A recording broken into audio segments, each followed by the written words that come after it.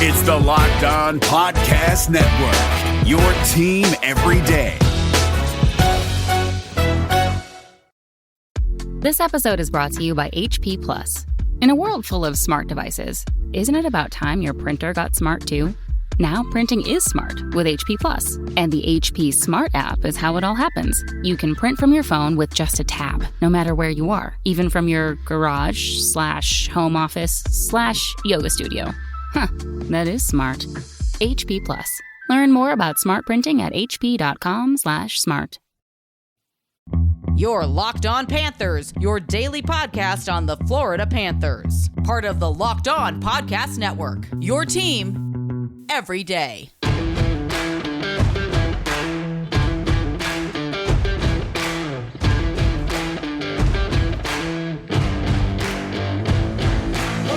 Welcome to Wednesday, September 22nd edition of Locked On Panthers, part of the Locked On Podcast Network, where it's your team every day. This is a daily podcast where we talk about all things Florida Panthers. I'm Armando Velez from PantherParkway.com, and you can follow me on Twitter at MondoMan12. You can follow the show account on Twitter at LO_FLA Panthers. You can follow the Crosscheck NHL show and Locked On NHL. We'll be covering all of the preseason activities around the National Hockey League. So in today's episode, we are going to continue our division preseason crossover series. Last week, I did a crossover with the guys from Locked On Detroit Red Wings. So today, we actually split this into two parts with the hosts of Locked On Montreal Canadiens, Laura Sava and Scott Matla.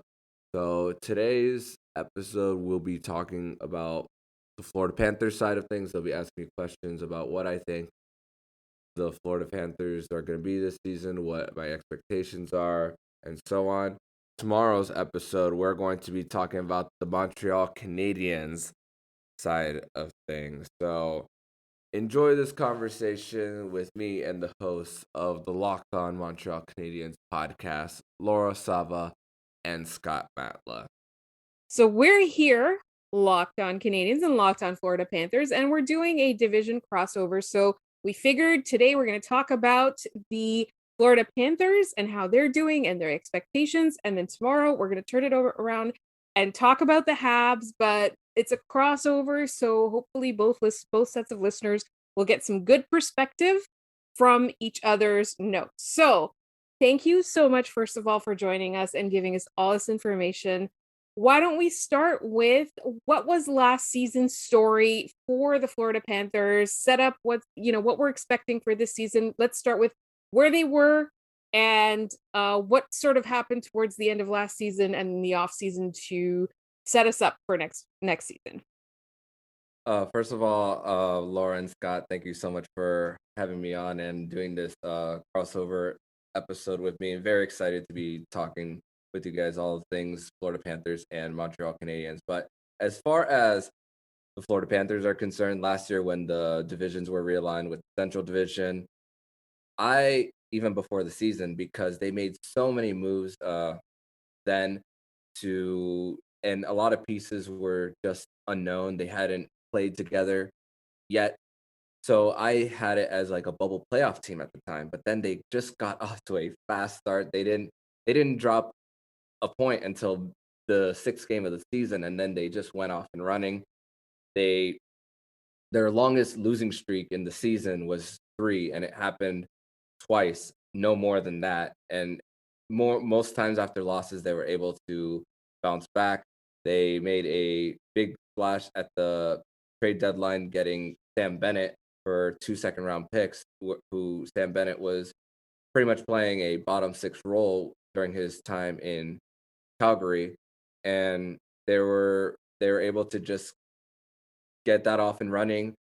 Sam Bennett was very valuable on the second line, playing with mostly Jonathan Huberdeau and Anthony Duclair with a little bit of Owen Tippett sprinkled in there. And the offseason moves as well for the Florida Panthers to set them up, though they did lose to the Tampa Bay Lightning in the first round, which many people argued that the Florida Panthers gave the Tampa Bay Lightning the biggest challenge in the playoffs. Some people will argue New York, of course, because they took them to 7, but a lot of people also argue that the Florida Panthers did as well. They were able to re-sign Sam Reinhart to a 3-year deal at a $6.5 million cap hit. They were able to extend Sam Bennett as well for 4 years, 4.4 cap hit. Re-sign Anthony Duclair to a 3-year, $3 million AAV as well. They were able to extend Carter Verhaeghe a year before he became an RFA. So extended him for 3 more years. He's still making $1 million this year, and he'll be making 4.1 3 years after that. And they're able to buy out the contract of Keith Yandel, who's still on the Ironman streak, who now will continue to have his Ironman streak on another team that's not named the Panthers. They lost Chris Drieger in the expansion draft. Alex Wenberg, the Bill Zito and Joel Quenneville helped Alex Wenberg get paid after a career year last year, and they were able to get rid of the contract of Anton Stroman with just a year left because Arizona is just taking assets and money like it's nothing, and they were able to gift them a 2024 second-round pick in exchange for Stroman to create that cap space to re-sign more players on the team. And they signed veteran Joe Thornton onto the team, who is cup chasing at this point. He's had his many years with San Jose, making many deep playoff runs. Didn't work out in Toronto, and he signed with the Florida Panthers as saying, "Hey, I believe this is a team who is a contender, and I believe in these guys." And they're also able to re-sign Brandon Montour as well at a 3.5 cap hit. So those are the moves for the Florida Panthers as far as their offseason. And I think expectations are worth talking about. So in our second segment, what we're going to talk about are, based on all of this and the playoff series, which I wanted to say playoff run, but because I've been saying it so much over the summer, but the playoff series, it was very, very promising what we saw, and that's coming up in just one moment. Does this sound familiar? You got one device that lets you catch all the games live, another that lets you stream your favorite shows. You're watching sports highlights on your phone, and you got your neighbor's best friend's login for the good stuff? Well, I want to tell you about a simple way to get all that entertainment you love without the hassle, and a great way to finally get your TV together. It's called DirecTV Stream. It brings your live TV and on-demand favorites together like never before, so you can watch your favorite sports, movies, and shows all in one place. That means no more juggling remotes and no need to buy another device ever again. And the best part? There's no annual contract. So get rid of the clutter and the confusion and get your TV together with DirecTV Stream. You can learn more at directtv.com. That's directtv.com. Compatible devices required. Content varies by package. Did you know that Built Bar has so many delicious flavors? There's something for everyone. When you talk to a Built Bar fan, they're definitely passionate about their faves.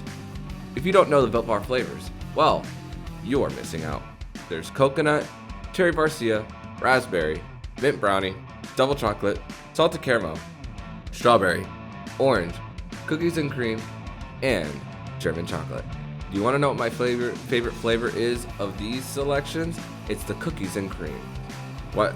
Cookies and cream, anything, ice cream, Built Bars, anything cookies and cream related. Why not? It's a very obvious choice. If you haven't tried all the flavors, you can get a mixed box and you'll get 2 of each of the 9 flavors. Not only are Built Bar flavors the best tasting, but they're healthy too. Check out the macros. 17 to 18 grams of protein, calories ranging from 130 to 180, 4 to 5 grams of sugar, and only 4 to 5 net carbs. Amazing flavors, all tasty and all healthy. There's also the grasshopper cookie flavor, which is like the classic thin mint cookie. All the flavor without all the sugar, with 150 calories, 17 grams of protein, and only 5 grams of sugar. Order today and you'll get the grasshopper cookie or the raspberry or whatever you like.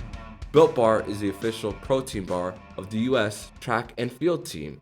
Isn't that great? So go to built.com and use the promo code LOCK15 and you'll get 15% off of your next order. That's promo code LOCK15 over at built.com. I think Joe Thornton said it best. This is a team that he feels has a chance to contend. The team's in a really tough division, though. We're going to talk about that in our final segment today. But let's first talk about the expectations. What do we think? I'll say, like, okay, how about where you think they'll finish in the division? You know, what's going to be, what are their strengths and weaknesses going to be in terms of goaltending, power play, penalty kill? What are the things that you expect from the Florida Panthers this season? And then we'll bring in the division in our final segment. As far as expectations for the Florida Panthers, they're likely, chances are on paper they're in the toughest division in the NHL, just like the Montreal Canadiens which we'll be discussing on tomorrow's episode. But the expectations have now changed based on finishing second in the Central Division this year, just behind Carolina. And the expectation, because they added a piece like Sam Reinhart, getting him via trade the night of the draft, after I believe it was 12:30 a.m. the night of the draft, the very next morning. So it's crazy because you add you now have 3 of the top 4 picks from that 2014 NHL entry draft on your roster heading into next season. All the Florida Panthers are missing in that one is Leon Draisaitl of the Edmonton Oilers, but I don't know how much draft capital the Florida Panthers have left to give, so they don't have a first or second in next year's NHL entry draft. But the expectations are now saying, hey, we're putting all our chips for next year, and we expect to at least not only finish 1 or 2 in the division, but to also finally win a playoff series for the first time since 1996. They now have the longest drought in the National Hockey League of not winning a playoff series, and they're one of 2 teams who haven't won a playoff series since the most recent lockout season of 04-05 along with the Toronto Maple Leafs. So every team has won a playoff series at least once besides Toronto and Florida. So now is 1 or 2 in the division at least, home ice advantage in round 1 at least, and to at least advance past the first round. That is the expectation for them. And I believe that 1 or 2 could be Tampa or Florida, 1 or 2, which would mean that they wouldn't meet in the first round this time around based on how the divisions are lined up, and which we're going back to next season. So that means a facing of Toronto, Boston, or even Montreal in round 1. So that would be something that the Florida Panthers would definitely look into. Of course, having the goal is home ice, especially trying to win the division, because of course they got home ice in round 1 against Tampa Bay, but they just ran into a better team. And we could argue about the Tampa Bay Lightning and the LTIR space all we want, but Tampa Bay was just better, regardless of home ice advantage that the Florida Panthers have. But if they want to get home ice, they got to make sure that they really chase after it, because it means more. Home ice means more to the Florida Panthers, and I said this last season. It means more to them than it does to the Tampa Bay Lightning, because Tampa has been there before while Florida has not. And so I think we're all kind of familiar. Whoever's listening to this podcast is familiar with what Tampa can do. But before we get into really the rest of the division and who's going to be the biggest challenge, what do you think will be the strengths? Like, what's going to carry them to that higher spot? It is true. It is a tough division, as you mentioned, but Florida is one of the better teams in that division. And as we're going to talk about a little bit later, Scott and I don't have very high expectations for a lot of the teams in this division. So, and some of those answers might surprise you even. But what do you think is going to get them to that step? Whether they're 1 or 2, they get home ice advantage, or even to make the playoffs. What's going to be what's going to cause that to happen, and also what's going to challenge them on the way? I guess injuries is the easy answer, but I want to go a different route outside of that, because I think that would be a cop out if I were to just go the injury route. So I would like to say that, of course, they're not only their top 6, but their top 9 on paper is one of the best in the NHL. And it's just a matter of getting the combinations right and actually showing out on the ice and actually doing it. And there's so many different combinations that you could put. It looks like that the first line, at least for opening night, is going to look something like Barkov for Hagee, Reinhart for line 1, Bennett, Duclair, Huberdeau in line 2. You just hear those names and it's like, wow, this lineup is stacked. Line 3 and down could be a little confusing because Joe Thornton is signed with the Florida Panthers now on a 1-year deal.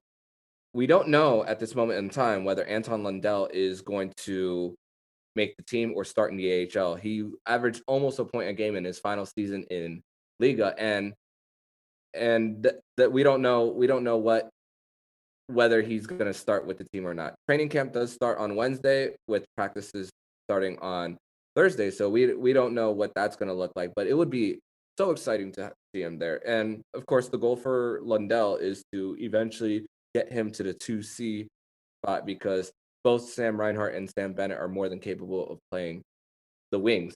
So it just comes down to, after that top 6, what's the bottom 6 going to do? Joe Thornton doesn't miss games, so he's gonna likely be the 3rd line center or the 4th. And Noel Acciari is one person who could also play center and wing as well. One thing that I talked about on my podcast yesterday was Panthers' first-round pick from the 2018 draft, Grigor Denisenko. He made his NHL debut last year and he got 4 points, all of them assists. So he hasn't scored his first NHL goal yet. I've been officially on Grigor Denisenko watch as far as like trying to crack the lineup. He's played well on the international level for Russia, but what is that going to happen on the NHL level for him as well? And he could play both wing positions, so there's a little bit of flexibility for Grigor Denisenko. And what's gonna happen with if Anton Lundell starts off in the AHL? How often is a player like Juho Lammikko gonna play? What's he gonna produce? And one player that I'm really high on because of his big body, his big size, he played on literally every single line last year. Mason Marchment, a guy that the Florida Panthers traded 2 seasons ago at the trade deadline for Dennis Malgin, who played on line 1 when Anthony Duclair was hurt and was able to shift down to the 4th line and still not produce as much on the 4th line, because your talent is of course different, but the flexibility of him from going to line 1 to line 4, and this guy can play anywhere, and he's very flexible. And Coach Q, he's known for juggling those lines. So when it comes to like the bottom 6, is like, what are the pieces that are the combinations going to be, and how are they going to produce? And I think another big factor that's going to be a determinant, not depend, a determinant of where these teams end up, or where Florida ends up in this particular case, is the rest of the division. And in just one moment in our final segment, we're going to contextualize Florida's hopes for this season with the rest of the teams that they're going to counter. That's coming up in just one moment. We're back and better than ever. All eyes are on the gridiron as teams are back to start another football season. As always, BetOnline is your #1 spot for all the pro and college football action this season. With a new updated site and interface, even more odds, props, and contests, BetOnline.ag continues to be the #1 source for everything football. Head to the website or use your mobile device to sign up today to receive your 100% welcome bonus. That's double your initial deposit just for signing up. Don't forget to use that promo code NFL100. From football, basketball, boxing, hockey, right to your favorite Vegas casino games. Don't wait to take advantage of all the amazing offers available for the 2021 season. BetOnline is the fastest way to bet on all your favorite sports. BetOnline, your online sportsbook expert. Use the promo code LOCKEDON. David Harrison here, the Locked On Washington Football Team podcast, celebrating with you a 21 grain salute to a less boring sandwich thanks to Dave's Killer Bread. I don't know about you guys, but when I eat pizza, I eat it for the toppings, not the crust. And when I eat a sandwich, it's for what's inside the bread, not for the bread. But when I throw a sandwich on 21 whole grains and seeds, thin sliced bread from Dave's Killer Bread, it is the epitome of addition by subtraction. That thin sliced bread lets me focus on what's inside the sandwich, but also adds to the sandwich with killer taste, killer texture, killer nutrition, a subtle sweetness, and a seed-coated crust. Dave's Killer Bread is America's #1 organic bread for a reason. It tastes so stinking good. Dave's Killer Bread is made with the highest quality organic and non-GMO ingredients and is power-packed with whole grains, fiber, and protein. Visit daveskillerbread.com to learn more and look for Dave's Killer Bread in the bread aisle of your local grocery store. So we are back. It's our final segment here. And if you haven't heard me, I've been listening to this discussion, discussing all things Panthers and learning about our new again, divisional rival. And we're going to get to the Canadians in tomorrow's episode. But I have to ask our guests here, looking around the Atlantic and how strong the division is, how do the Panthers match up against these teams? Like skill on skill, like against the Lightning, we saw how much fun those series are and how back and forth it is. I assume games against Toronto will be the same, but how are they going to handle a physical side like the Bruins or what the Canadians are going to do? I know they've got some guys in there who relish in that style, but how do they stack up against the rest of the division? Like it's a killer's row of teams. And you know, what happens if Sergei Bobrovsky's not up to snuff or if Sam Bennett can't keep his pace? Are you going to be able to match up with an experienced group like the Bruins or a team like the Canadians that went deep last year? I think so, because Sergei Bobrovsky's first 2 years here, I don't think could have been any worse. So, especially year one. The year two was a big jump, which is a low bar. Not gonna lie. I'm just gonna be honest with that. It's a pretty low bar saying what his jump from year one of that 7-year contract to year two. And of course, the team around him was a little better, so that helped. But there was a lot of times where Sergei Bobrovsky gave up some of those head-scratching goals, and there was a lot of times where there was a shot from the top of the point, and you're like, how did this get past them? How did this happen? But as far as the rest of the division goes, it's easy to forget. It really is easy to forget when you haven't faced some of these teams in a couple of years. Like, of course, Montreal, Toronto, and Ottawa. The last time the Florida Panthers were facing the Toronto Maple Leafs, especially because before the COVID shutdown, that was the team they were chasing for like the wild card and the third spot in the division just 2 years ago. And they were pretty even. They had one more matchup before the COVID shutdown, and I believe, if I remember correctly, that Toronto won 2 games and Florida won 1. So I know there's a lot of turnover in between then. And I think as far as regular season, Toronto and Florida could split the season series. I believe that. Boston's a confusing one because there's a little bit of turnover on their roster. There's a few new pieces like a Nick Foligno, Eric Holla, former Panther. They lost David Krejci, who's now playing in the Czech Republic, and there's the status of Tuukka Rask as well. When is he going to return? But I did like their signing of Linus Ullmark from the Buffalo Sabres, who was like the only goalie on that roster who had a winning record last year on that really awful Buffalo Sabres team. So the Bruins could be in that top 3 as well, with along with Florida and Tampa Bay, or even Toronto and Montreal. I think it's just really I think it's 5 teams chasing 3 spots for the division.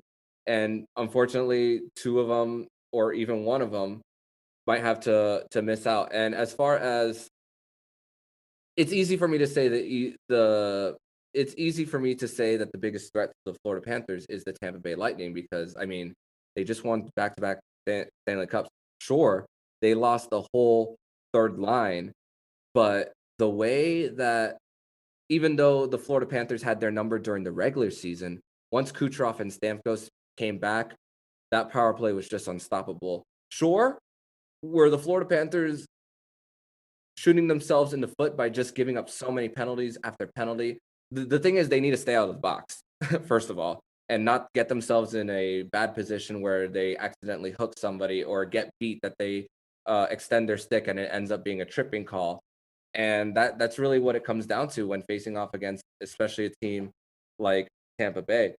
And I think when it comes to matching up, I do think I do also think they could match up well against Tampa Bay as well, because it's speed for speed.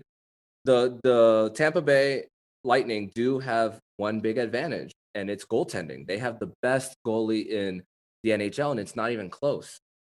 And that's going to be Hey, it's close. It's close. Okay, Carey Price is up there. Carey Price is up there. We're talking about playoffs, though. But I'm talking about like overall regular season and playoffs. But like, how is Sergei Bobrovsky and even Spencer Knight going to match what Andrei Vasilevsky has done? 5 straight playoff series clinching shutouts for Andrei Vasilevsky. How are they going to match up against that? And that's really what it comes down to. The people in front of Sergei Bobrovsky and or Spencer Knight, and the actual play of Sergei Bobrovsky and Spencer Knight. It is very intriguing to me. Like, obviously, we'll talk a little bit more in tomorrow's episode on the Canadian side of this, but the Panthers kind of went from an afterthought to being right back in the forefront with this past season. And if the biggest thing is, I guess my final question on this is, if anything's going to derail the season, it's not forward depth. The defense is in solid shape. Is it hinging on Spencer Knight being able to pick up the slack if Bobrovsky can't keep the pace? Because Chris Drieger's gone now. He's obviously in Seattle. Is the season just kind of hinging on what that could potentially be right now? Or is it something else that is the depth not as good as I'm thinking it might be? Is the big X factor the goaltending for the Panthers this year? I would say so, but here's the thing with Spencer Knight, it's such a small sample size that we have. Only four regular season games where he went 4-0. He didn't lose a single game until game 6 of the first round, where he was inserted after game 5. The Florida Panthers won game 5 by a final score of 4-1. And then, like I said, Vasilevsky on the other end didn't give up a single goal, and they lost 4-0 in game 6. But 4-0 in his 4 starts, 232 save percentage, 919 save percentage. 232 goals against average, 919 save percentage. But he's young. He's gonna have his growing pains as well. The thing is, it's really easy to see how fast he started and not losing until game 6 to think that this guy just all of a sudden doesn't have any flaws. This is where we gotta like be a little level-headed here. He's going to have his lumps. He's going to have some growing pains. I mean, even before he signed his ELC in the NCAA tournament, he didn't really look good in his final game at BC in that final game. And we got to remind ourselves, he's 20. He just turned 20 years old on April 19th, just this year, and he was activated onto the put on the active roster the day before he started a game. He started his very first game the day after his 20th birthday. So there's a little bit of perspective in that, but it comes down to the $10 million man as well. So because chances are because you're paying Sergei Bobrovsky the money you are paying him, you have to give him a chance. You have to. You invested so much into this guy. Sure, the GM that the Florida Panthers have right now in their front office, Bill Zito, wasn't the guy who gave him the contract. So you got to work with what you got. You can't buy him out because you still have Keith Yandel's contract on the books for 4 more seasons, with the majority of it going into next season, which will be the first year of hopefully Alexander Barkov's new contract. He's in a contract year. So you have 5 more years left. The play has gone a little better from year 1 to year 2. Can we see it from year 3 to year 4? I really hope that it's a 60-40 when it comes to starts in favor of Bobrovsky, because that tells you that your investment is somewhat working, that this guy who's 20 years old is learning behind a veteran. And Spencer Knight's mindset has been so great. This is something I raved about. And he said it doesn't matter whether it's prospect showcase, whether it was game 6 of the playoffs, whether it was the regular season, he's still learning. And he's like, at the end of the day, it's hockey. And he's talked about how great Sergei Bobrovsky has been as a mentor, at least publicly. They say there's like no animosity between them. We don't know what goes on behind closed doors, but at least publicly, Spencer Knight is saying all the right things. But of course, you got to play the games. You gotta see what you got. You gotta see how the $10 million man does. And of course, Coach Q doesn't care how much a guy is making. Whoever's playing better is going to get the majority of the starts. And if it just so happens to be Spencer Knight, so be it. And he's going to put him there, and he's going to give his team the best chance to win. I think that kind of sums it up for the Florida side. And tomorrow, what you're going to hear is a hot take, because Scott and I both think that Boston might not actually be good at all next year. And there might be a surprise in that top 4 making the playoffs. And that's going to be tomorrow, along with more Canadians talk. Armando, thank you so much for joining us. Can you please tell our listeners where they can find you and your show, and if they want to know more about your work? They can follow me on Twitter at Monoman12, follow the show account at LO_Panthers, and follow the show anywhere you listen to podcasts. Thank you so much. And don't forget to tune in tomorrow, where we're going to be talking about all of this from the Canadians' perspective. So if you like what you're hearing, please subscribe to the podcast to be notified every single time the Locked On Florida Panthers podcast jumps into your podcast feed. Make sure to subscribe to Locked On NHL and the Crosscheck NHL show. We'll be covering all the preseason activities around the National Hockey League. And when you're done listening to this episode of Locked On Panthers, make sure to listen to today's episode of Locked On Bets. Betting on the NHL doesn't have to be a guessing game if you listen to the new Locked On Bets podcast, hosted by your boy Q and handicapping expert Lee Sterling. Get daily picks, blowout specials, wrong team favorite picks, and Lee Sterling's Lock of the Day. Follow the Locked On Bets podcast, brought to you by BetOnline.ag, wherever you get podcasts. So I'm Armando Velez, signing off. And you've been listening to Locked On Florida Panthers podcast, part of the Locked On Podcast Network, where it's your team every day.